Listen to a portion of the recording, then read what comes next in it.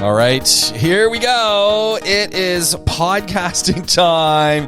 Colin Thomas is here from Essential Maintenance and WeWillFixIt Dubai. And that means for about the next 45 minutes, we're going to help you solve all of your DIY problems. And we might fix marriages. And if you're having trouble with your neighbors, we might also fix that. Have I set the bar too high? No, I think the last two are more plausible than the first one, to be honest. Since when have we ever managed to... In fact, you know what? I think we've done one episode now out of the, 70-odd that we've done where we've actually stuck to maintenance. I like to think of it as a holistic process because maintenance is never one thing. There's always conflict resolution to deal with. There's always spouses to deal with. You've got the neighbors who are getting angry at all your DIY and stuff. I've only been jackhammering for 3 weeks. What's your problem? They're putting in... Here's one by my place. Yeah. They're putting in some more wiring conduits. Oh, lovely. And I have no idea where they're going, but they're digging up a very large swath of the pavement, kilometers, because I've been following it now. And the other morning, they decided they were going to get the backhoe in at 5:30. Nice. And I'm hearing this backhoe, and it's like, you've got to be joking me. So I go and take a look. The guy's done at 6:30, and they're gone. And I'm thinking, you couldn't have started at 6:30, finished at 7:30, and moved on? But no. 5:30 was when he was told that's when you start work. Well, right now, there's no reason for that, is there? No. Now, I understand middle of summer, and I'd be a little bit more understanding then. But right now, no, you're just being antisocial. And this was a Sunday morning, too. Oh, that's really lovely, isn't it? Really, really lovely. Well done, you. I give him a slow clap for that. On my balcony, in my boxers, slow clap. I don't think he'd understand it, but I feel better. I felt bad for the people who lived next door to that because I'm sort of offset from where they were doing the digging, so it wasn't so bad, and I've got a solid wall, so that's also nice. But there were people right across the road, and this guy was really revving it up. So it was, anyway, yeah. The upside was I did watch him for a little bit, and the guy was really skilled. Oh, well, that's okay then. Especially as he's digging, and near as I can figure, so they're digging to put a conduit in. Near as I can figure, there's a conduit underneath where he was digging as well, because he did hit the tape that says, hey, dig carefully. Do you know something that I found really, really entertaining, which is we've got new roads going in around the ranches at the moment. And there was like a huge amount of digging that was going on all the way around. And then we got this memo from EMAR to say...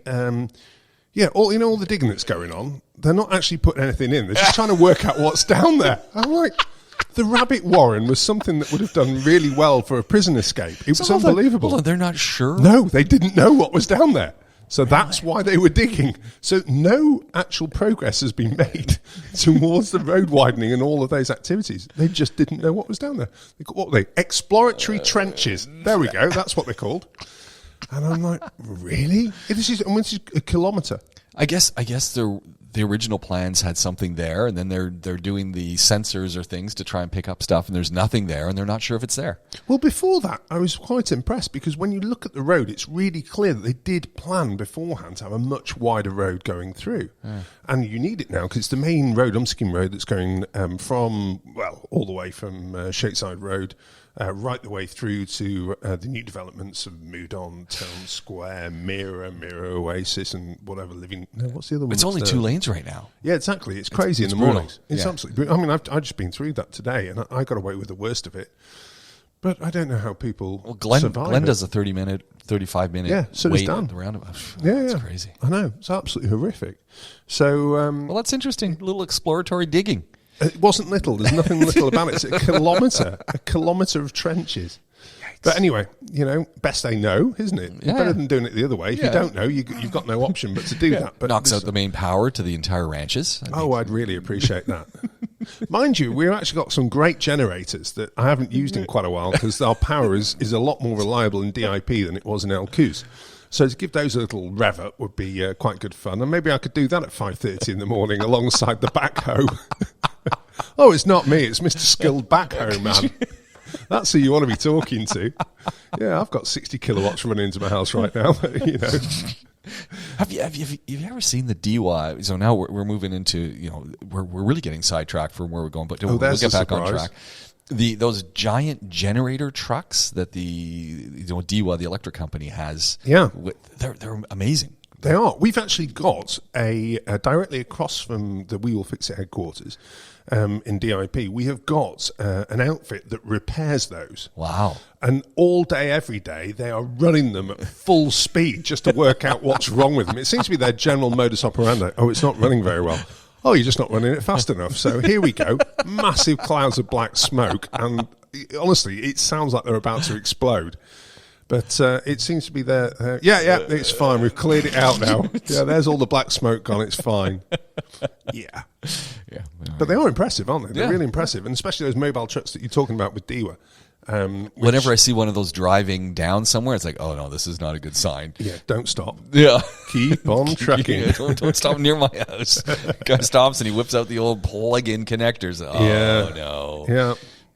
It's I've had quite an interesting couple of weeks since I last saw you. Obviously, you know how busy I've been work-wise. Oh, are you telling me that the shed's done? Let's not get crazy, James. You only had 6 weeks ago. You had 2 hours of labor left, of which you started doing 2 hours and realized that it was an additional 2 hours. So, no, I only did like about 15 minutes before I got called in to do something else. The problem that I've got is now that we're back full time at WeWillFixIt, the time that I have available has been diminished quite dramatically, and Her Majesty seems to have a list just as long as when I was only working 2 days a week.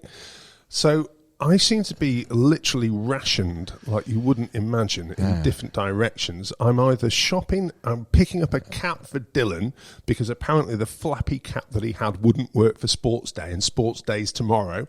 Okay. I mean, come on, seriously? Why wouldn't you do what every other parent does and just staple it to his head? Seems perfectly logical to me. Tape. Yeah, duct tape. I've even got it. There's maintenance. Double side. You just fold it over and you just... Exactly. Yeah, I mean, we could do his ears as well, and then he'd be super speedy. So you've got excuses for not having finished. I have found phenomenal excuses, but we also had a job cancel out. Actually, I've had 2 jobs cancel out this week that I've made use of. Okay. So the first one was a big DIY job, and luckily we managed to book. Here's an odd one for you as part of this. The change in the weekends. It's really changed a mentality for Saturday bookings. Right. So this is, if folks don't realize, the UAE, because we do have quite a few listeners outside the UAE, we used to have a Friday-Saturday weekend. Yeah. And then about 2 months ago, it got changed to where it is most around the world, a Saturday-Sunday weekend, which still does my head in when it comes to Monday. So we typically record here on a Tuesday. Yes. And we used to start work on a Sunday. So it was always Sunday, Monday, and then, midday, hump day, midweek, we do the podcast. Yes. Now this podcast creeps up. Well, it does. But then, also all the things, and then this is where I'm leading back into you. The workflow of things, it's totally changed because the entire week has changed, and it doesn't sound like it would be a big deal, but it is. It is, bizarrely. I mean, you and I have been here a long time, so we've got really used to the old weekend structure, even though that wasn't what we grew up with. Yeah. But the crazy thing is, what has actually changed is, traditionally, people have their working week. They'd have that day when nobody came to the house to just relax and decompress. And then by Saturday, everybody was ready to go. Let's get the work done. Let's get it all booked in. That's all changed. Oh, no. So people do not want us in on a Saturday, which is freaking me out beyond belief. Because now we work the working week to Friday, and then Saturday we're still available, and it's Sunday that's the day that the communities have decided that contractors shouldn't be in unless they've got annual contracts, which we do obviously for other stuff. So Saturday we get quite a few cancellations at the moment, which I'm hoping people get used to over time. But as a result, this gap came up on Saturday. And not only did the gap come up, it came up for our deputy head technician, who's just a wizard of everything and anything DIY. So I'm looking at my the master bathroom, master bed bathroom that I've put off now since I moved in. When we walked around it, I was like, "Oh God, that's awful." And so what's going on in there? What are the problems? So its problems were multiple. First of all, the access hatch, it had a big 130 by 60 access hatch, which was that would have been the AC one. And That's huge. Yeah, it is huge. But it obviously, my place had previously had a coil clean, so it had been redone and redone badly. But on top of that, I'm sure that the coil clean happened as a result of a leak, because the water had bowed the one corner of it, so that basically it was kind of hanging down. It was ridiculous. Then all of the tiles were the original ones from when it was built in 2004. So they were all desperately yellow as well. And the ceiling, we'd had a couple of leaks previously that I'd got fixed, but the guys just hadn't had time to repaint the whole thing, because I normally get like 2-hour windows. You've got 2 hours, that's it. So we obviously are kind of bottom priority, because paying jobs would take priority over it. Anyway, so I kind of just remembered in the back of my head that we had in stock a 120 by 60 hatch. And Lucky. Yeah, I know. Well, I'd just done a quick review of the warehouse when I was the previous week. So I'd spotted this and went, oh, that could be interesting. Oh, yes, it's been sat over quite a while after a customer cancelled the job. I know where that's going. And then, so Rod was available. And at that point, I'm like, oh, he can only get half of it done. You know, there's a massive job to do. And Rod turned up at about 10:45, I guess. We'd done a live drop of the hatch as well. And I just said, get done what you can do, and it's fine. We'll do the rest later. Showed him the whole job, and then I'm off on all of my travels to do whatever I was told I had to do that day. Come back at 4:00. It's not just done; it's utterly immaculate. That's amazing. I mean, just artisan work. And people think that repairing a ceiling is easy. Repairing a ceiling badly is really easy, right? To not find a join in it, to not find a ripple, to not find and I know what I'm looking at. Yeah. So to find it to that level was just quite something. And Ron had already gone, so in the end I was able to just give him a quick message of congratulations. But it's good when Natalie says, you've got to go and look at the master bathroom, and she's smiling, not with that face that you're in trouble. And my goodness, it is good. And it's lovely when that happens. What do you have left to do in the master? It's done. Okay, so no Absolutely tile done. work? You're gonna No. I think if we do, the plan is, if we get the renewal, we've got, another a year and a half maybe, or maybe it's even 2 years, something like that, to go on our current contract. If the landlord renews it, which I'm pretty sure they will, then at that point we'll look at ripping out a few of the bathrooms and getting that kind of work done, and potentially some more tiling as well. But, we've got to be realistic, and we've put quite a lot of money into the property, and probably enough for the 4-year contract that we had. So we'll wait, see whether that comes off, and at that point we'll do the same again and get it upgraded. And really, the great thing about Sahil properties is the bones are good, but they really do need to be upgraded now. And with my landlord, and he is absolutely fantastic. Actually, all three of them are, long story. And as a result, they are looking, A, to invest in it, and secondly, to keep it up to date for value. And we've added a lot of value to it already, and obviously they get it at my rate. And we basically roll it all into one big contract so at net, I get quite a good deal on the place to do all the work as well. So that's kind of the plan with that. But the second thing that failed this week, here's a story. As you know, myself and my lovely wife do have differing opinions on certain things. A few. There is the odd one, isn't there? Yeah. Well, this one goes, we put in a new pool pump must be about 3 months ago. Redid all of the pipe work, which was just... You had some serious leaks going on. They weren't serious, they were minor. They were really minor. But if you're going to do the a half job, then really... I just can't do that. I cannot do that. So they were really minor leaks, but I just wanted it right. Yeah.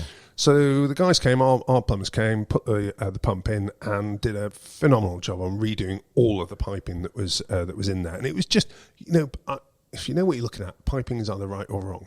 If it's got all sorts of joins in it. Was that the big issue? There's too many joints? No, it wasn't actually. The big issue is that the quality for swimming pool systems, they use plastic valves. Right. And the plastic valves are just much poorer quality than a full brass gate valve. But the full brass gate valves, to give you an idea, when you're working in 4-inch or something like that, the gate valves are astronomically expensive, so you can't really use it or do it economically that way, so it has to be the plastic valves.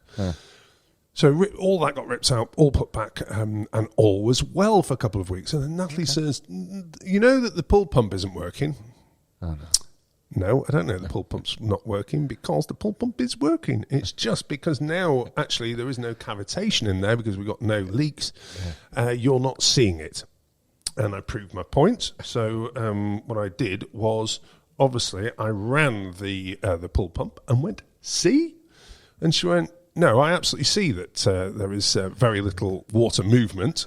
And so she went outside and said, see, it's not working. Put her hand in, and Ruby put her hand in. And Ruby went, Mummy, it is working. Daddy was right. And I'm like, get in.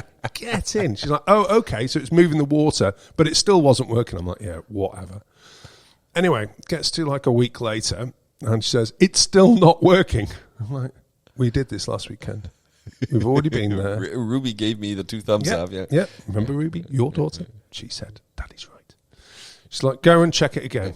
Anyway, I went and checked the 24-hour timer, which obviously turns it on and off. And the darn thing's broke. Oh, no, the timer's the issue. I'm like, really?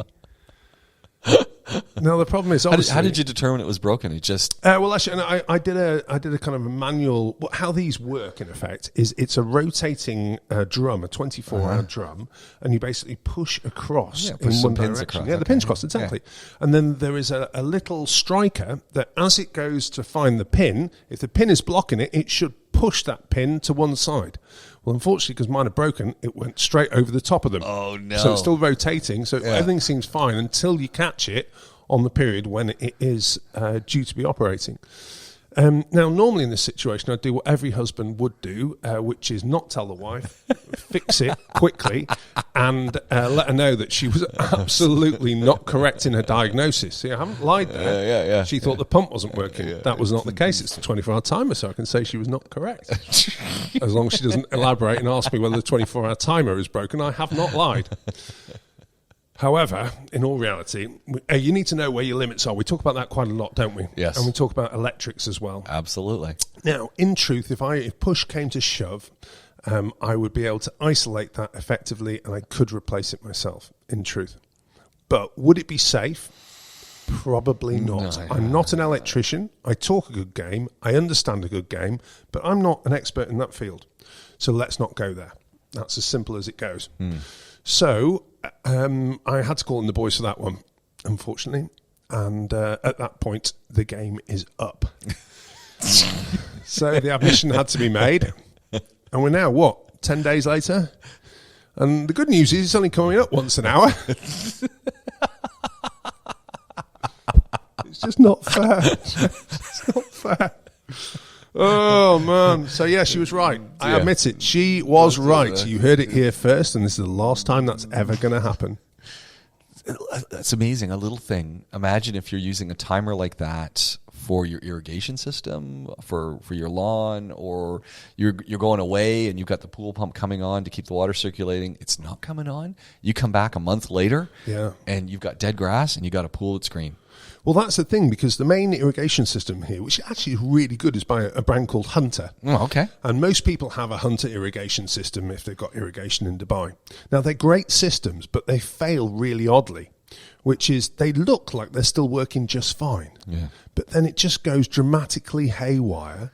And if you sometimes get some operation, so you think everything's fine, or the manual operation is working, but the automatic isn't going, or the battery goes initially, and you think, it's just the battery.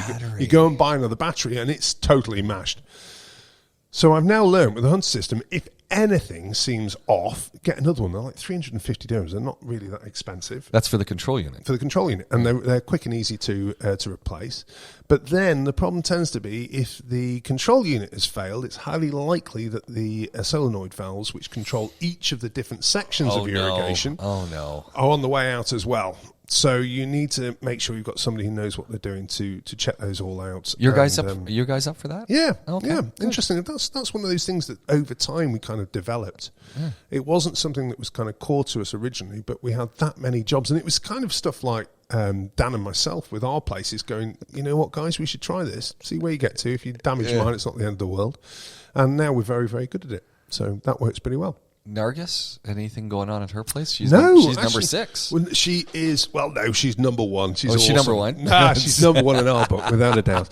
She's got an annual maintenance contract with us through Essential now, so I still get the odd phone call, but generally speaking, everything is kind of under control with Nargis. But what a wonderful client! And can you imagine somebody who has stayed with one company since 2008? That's amazing. It is amazing, and especially in this city. And bless her, I love the fact that she's still very honest with the feedback. There are times where we don't hit the mark, and I'm going to hear from Nargis if that's going to happen, which means I can fix it. Yeah. You know, that's another thing that's very difficult, and something that we're working on our culture now internally is to develop that trust between the staff and the management. That if you tell us something's wrong, A, it doesn't mean a weakness. Secondly, it doesn't mean that we're going to do any kind of disciplinary reaction. It just means that we can start talking about how to get it better together. Yeah. And that's been, and to be honest, it's been kind of lacking in our business for a while. It's hard. It's hard, though, because there is that culture of fear. Yeah. But trying to get that trust in place is something that we've worked really hard on. And we've now got an employee representative. Which is wonderful. Yeah, really, really important. That's new. Yeah, it is. And it's really important as well. I've got a great guy who basically had just had enough on a whole bunch of issues and then just let rip in my office and was amazed at the response that I gave him, which was, let me write all this down and we're going to do something about this together. And he did. He went straight out to a whole bunch of other employees, and we started hearing about all the stuff that whilst we kind of been staged right and not in the company day by day, that was not where it should be. That's amazing. Yeah, it is. It's great.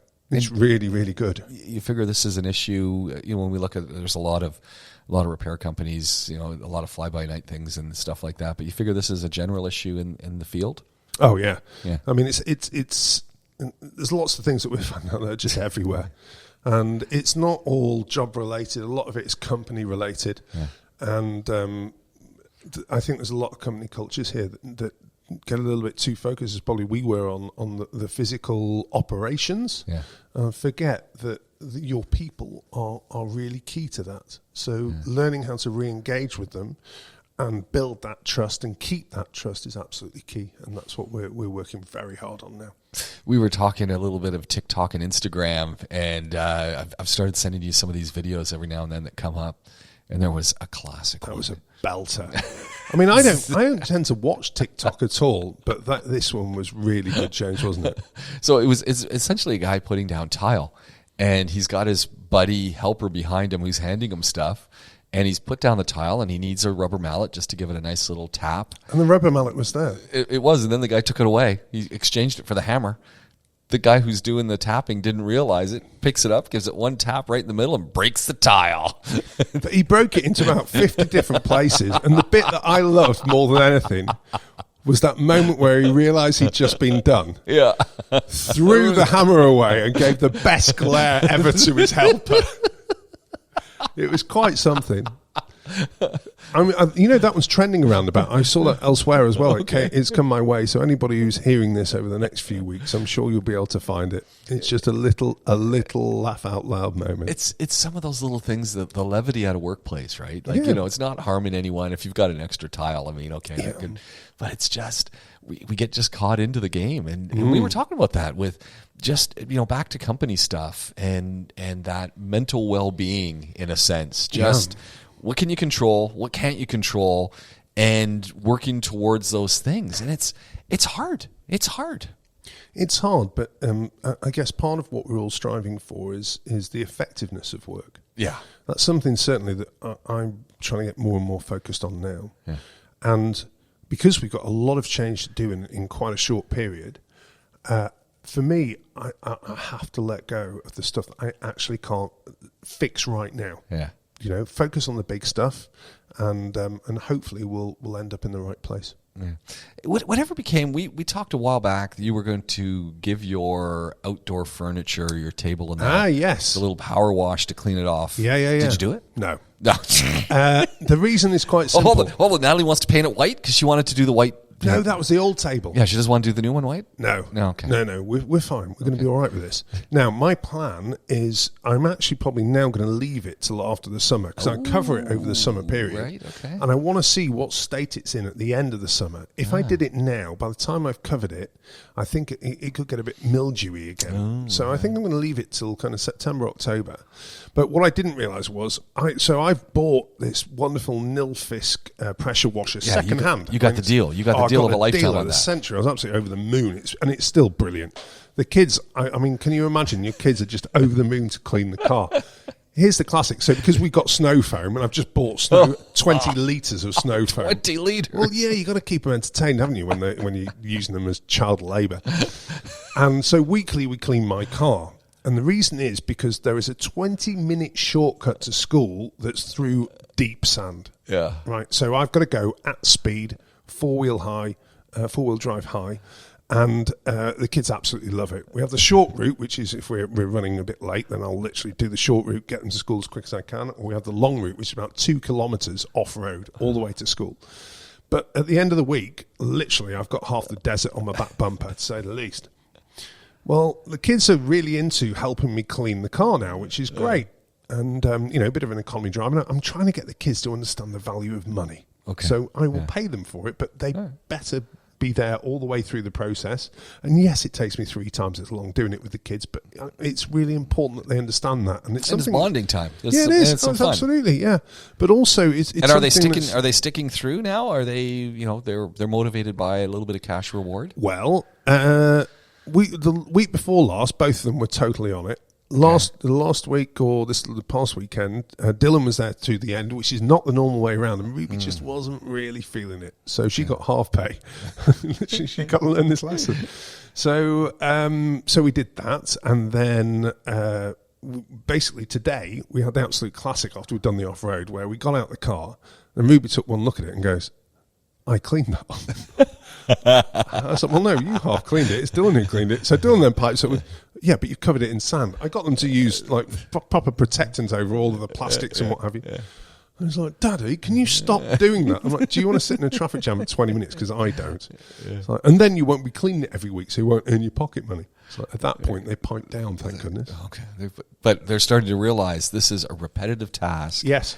And all of the good that's come about gets erased very quickly. Yeah, it does. But at the same time, money is not something that just arrives. Yeah. That was the key, and that's what I'm trying to get them to understand. They're 10 and 7 now, and they're at the age now where, I'm thinking about it. At 10, I was already delivering papers. That's how I earned my money. Yeah. And it's just not as practical here with your kids to get them to do these kind of jobs. And I think I'm probably luckier than most, because there will come a time where they are going to be the gopher's gopher in We Will Fix It, and whatever anybody wants them to do, they will do. That's cool. Yeah. Well, I think it's really, really important. Yeah. So I'm really hopeful that we can do that. And obviously, fully well that we started our intern program for the first time last year. One of the guys stayed on after the summit, decided to take a year out. And fantastic. Tegan's still doing great for us on the bookings team. So that's worked well. And we'll probably do it again this summer, I think. We have mixed results. You get those that kind of see it as a free paycheck that need straightening out, and you get those that are just have kind of the right aspects, and those are the ones that we really like to keep. Yeah, nice. Yeah. I was looking at some of the other things that I'd found this week, and one of them that caught my attention was hanging a picture with a fork. I know, that was a good one, wasn't it? It was. At first when I saw that, I thought, "Oh, this will wind you up." And then I looked at it and went, "Oh, this is going to wind you up." No, it's not. It's exactly the opposite. This is an issue that I've had a lot of times. Yeah, but the thing that was confusing me beforehand was I was like, okay, so you're hanging a picture with a fork, but the fork's going to be, it's either going to be too far away from the wall, or alternatively, it is going to be hanging out the top. The top of a fork is going to look ridiculous. Well, oddly enough, this process is nothing to do with having the fork there long term. And that's what I thought at first is, you're going to leave the fork. And then I realized, oh no, this is the problem I have all the time. Yes. So the problem that we're talking about here is when you are trying to hang a picture, and a picture which has a what I'm looking for, a wire across the back of the picture, trying to get it to hook over whatever fixing, whether it's a screw or a hook that you've got on the wall, is really difficult. And how many times have you done that? Up and down, up and Yeah, down, oh up God, and down. constantly. I never even Then thought of this. you got your hand in behind there and you're trying to maneuver. And, Yeah. So imagine a fork that is placed over said fixing. Okay, so the in between the prongs goes through the screw, and then if you put it the right way around, so the bends towards the wall, it then points out slightly. Yeah. So all you then do is hook the wire over the top of the fork, slide it down, pull out the fork. Job done. Who Genius. thought of this? I know, exactly. Who thought of this? Some utter brain box. Without a doubt. I love that one. And you know what? I'll probably use that. In fact, I will use that going forwards, without a doubt. It's one of those that actually has value. See? Unlike a 200-metre flagpole, James. You know what? The person who put up that flagpole has got a big, bad flag hanging off it. I got to take a picture for you. I don't think what that flag is. I don't know. I think it's a UAE flag. It's beautiful. beautiful. It is? Oh, thank God. It's not a pirate flag. I thought we were going in a very scary direction. It's great. Oh, update. Yes. Drove by the alligator park yesterday. As you do. And you know the alligator park, or crocodile park's not open yet, so it's not alligators, it's crocodiles. The crocodile park is not open yet, but it has been set to open for quite a while. Mushroom. Yeah, it's on the backside of the Mushriff National Forest. There you go. Yeah. How do I know that park's getting ready to open? They're putting in the parking lot. Oh, at that point. You're weeks away. But they hadn't been doing the parking lot forever. Like it has no parking lot. So you know it's not opening because what, are people just going to park on the curb and the sand is like, they could, but I've just thought that's obviously 6 months behind, isn't it? Oh, 2 years behind. Yeah, I know, but it's got to be and a half because we're coming to the end of the season where anybody would go out to see that kind of thing. Yeah. Because we're going into summer here. We're now currently just at the... Seems there's a lot indoors. There's a lot of indoor space there, so I don't know. How how it's going to be. I think no crocodiles live indoors. That sounds a bit scary, It's going to be interesting. It's going to be interesting. And I did see them filling water, big water tankers in there, so I don't know what's going on. Have you been round the one at Dubai Mall where they've got the big male with the female upstairs? So from the main tank... When you buy the ticket to the main tank, you get the aquarium, Dubai aquarium ticket as well. In there, they've got they've got everything. They've got penguins and various other bits. And we been a while since I've been in there. Yeah, it's been a long while since we've been as well, thinking about it. But the big crocodile is enormous, absolutely enormous. And in the middle of a shopping mall, yes, this place just is crazy, isn't it? But no, it's entertaining there. If you want something to do with the kids for an hour, then that's a good one to do. I always think the ventilation, because they've got a lot of animals in there, and the ventilation they must have, because there's never not even a sense that you've got an indoor zoo there. Yeah. You're walking around the mall, you wouldn't even know that there's tanks of water in there because there's nothing. There's no smell at all. No, it's quite an achievement, isn't it? Yeah. Actually, when you go, you can go, when you go into the aquarium, you actually go to one section which is top side of the tank. And you can actually go on glass bottom boats, I think it is, on top of the tank. Yeah. And there you can kind of feel it. Okay. But it's obviously very well contained the way that they do it. And as always in Dubai, if we're going to do it, we do it right. Yeah. And I really like that about this place. One of the sections of the New York Times that I've really started to read is called Wirecutter, where they have lots of tips and tricks and things. I've read that before. And they had a whole piece talking about cleaning wood floors. I know, but when you read that article, James, didn't you kind of think that they were teaching you how to suck eggs? Yes. So let me give you... I thought you'd really enjoy it. As soon as I started reading, I went, oh, this is Colin's type of article. Okay, so this is the New York Times, which obviously is a Only the news that's fit to print. There we go. Yeah. Okay. So all the news that's fit to print. That's their motto. Right. Well, that's so apt in this instance because what they've basically stated is the best way to clean a wooden floor is initially to sweep up. Yep. And they show a mop and a broom, yeah. And lots of fluff. I mean, that is the dirtiest house I think I've ever seen in my life. Next, they suggested a vacuum. I never thought of a vacuum for cleaning the floor, James. I'm like, really? You'd use a vacuum, would you? Well, there's something that you learn. So my wife was on Facebook the other day on the Labrador site, and someone has written in going, oh, My dog sheds so much. Really? A Labrador? That's a surprise. And it's a black lab, so you can only imagine that they've got like white tiles, right? So they're I'm at wit's end. Everyone's sending them in vacuum models to go and get. What can I do? Vacuum models. Yeah. Simple. Yeah. Vacuum. Simple. So therefore, we've got through the complex stuff, which was sweeping up and vacuuming. Okay, and this is where it went just to a whole new level. It's very high tech what they suggested, James, wasn't it? Which was a mop. Well done, New York Times. You've absolutely aced it this time. But there was... Let it dry. Yes. But what they did say, there was one little bit of info in there that was very useful, which was make sure that you've wrung it out well. Because so otherwise... you're just damp mopping. You're not putting... You're damp mopping, because at the end of the day, if you put too much water onto a wooden floor, obviously it is going to start warping. Yeah. You know, if you wet mop it, it is going to start warping. So keep it very, very dry, without a doubt. Anybody that has ever had a wooden floor ever would use that technique. So the New York Times has absolutely outdone itself this time. There was another thing that I put in for cracked, broken tiles that the pictures didn't load up for it. And this is an item where the people said, you know what you do? Nail polish. Nail polish. That's a good shout, you know. You're painting over wherever the crack is. Make sure you get the right color. Yeah. And they show a picture, and I was like, yeah, I've never seen any nail polish work like that. But I did think, well, you know, if the problem with this set of tile was clearly the door of a shower had swung open, cracked the tile, and so they were just covering it. They were just masking it. So, look, it's going to stay there. I don't want to tear out all my tile. I don't want to put a covering on it. I'm just going to mask it so that it just doesn't bother me every time I see it. And I thought, okay, well, that could work. This is one of those scenarios where you've got a couple of different possibilities. Obviously, if you've got a spare tile, that's the route you're going to go. I think the picture did show up near the bottom. Did it? Actually, yeah. Here's the...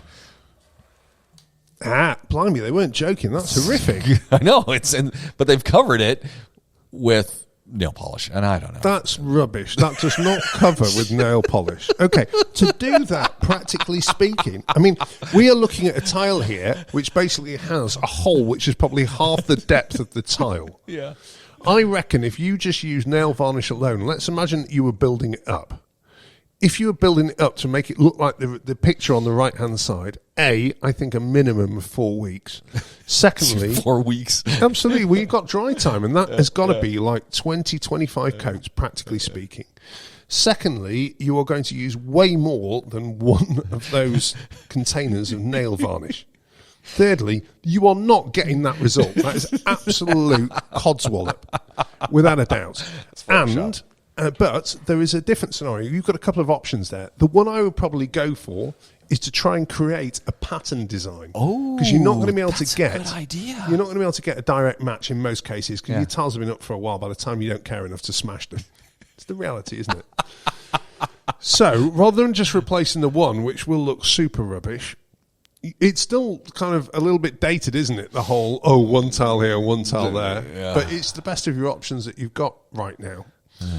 So on that basis, I would change a few, cut them out, and put new ones in. Now, it's not an easy job. It's kind of time-consuming, but it would your guys solve do that? your issue. Could I call the essential maintenance guys? Absolutely not. Simple reason, which is, in all reality, that would take probably 6 hours from start to finish. That's expensive. Yeah, so if you imagine a tile cost, which would probably, if you broke 30 dirhams, I'd be amazed. Yeah. And then we ask for 1,100 in labour. Yeah. It's just not going to work, and we're not going to get people who are going to take that one on. So we just don't specialise in doing that. That is a job to be done by, one of the little men around about who don't have the labour costs and overheads that we do. I still get all of those little flyers put in my door that someone's going to come and work on my EC or come and do this, and I don't know. I'm reading them. Employ a random who will disappear from a phone inside 2 seconds, or alternatively get an outfit that's going to warranty it with qualified technicians. And that's the key, warranty. Yeah, I want someone I can call later. I'm just calling the mobile phone. Yeah, the reality of maintenance work is things do go wrong. Yeah, because we're working on old systems quite often. And it's not just an exact science. You hope it is, but sometimes it's not. Yeah. And in that situation, you need a service provider that is not just going to disappear. That's the reality of it. There you go. And so many people, well, a large part of our new customer database comes from people who've been through that process and are just so frustrated by it that they're looking for the other way. Yeah. And in truth, sometimes they have to go through that to realise that the other way is worthwhile. Yeah. And so, it's one of those where they come to us eventually, but sometimes it takes longer than others. And on that note,